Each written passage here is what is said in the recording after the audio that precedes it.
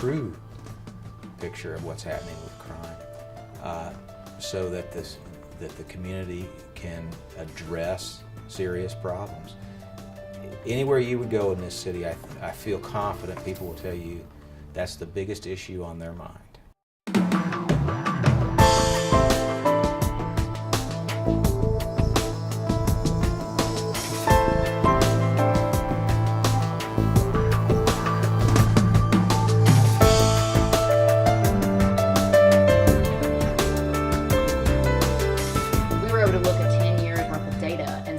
This, by far, is the most violent place to live in the city of Memphis. What's it like to live there? Mm-hmm. So I think that made the story more powerful.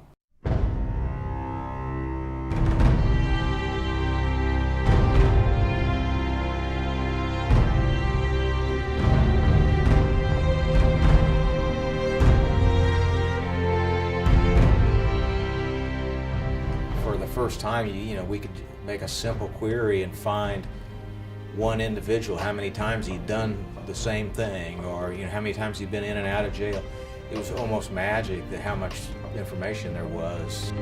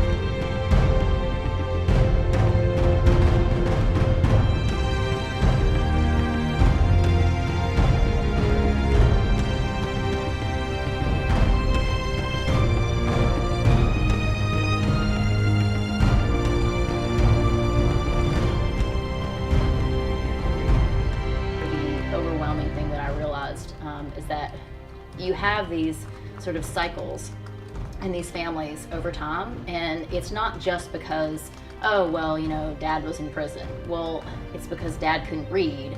It's because dad doesn't know how to use the yellow pages, so he doesn't know how to teach his child to use the yellow pages, who then gets pregnant at 16. I mean, it's just sort of a domino effect that the intersection of crime and poverty, I think, is really, it was something that kind of opened my eyes in this process.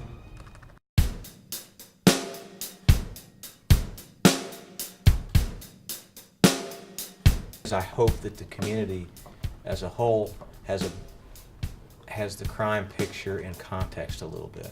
In other words, they don't buy necessarily what they're hearing about, that this is the most violent city in America. Because if you look at it, it's truly not. We have a really bad problem. I'm not dismissing that or minimizing it. But we do not have the kind of problems that other cities have that are much lower on the list. Some of the data is skewed.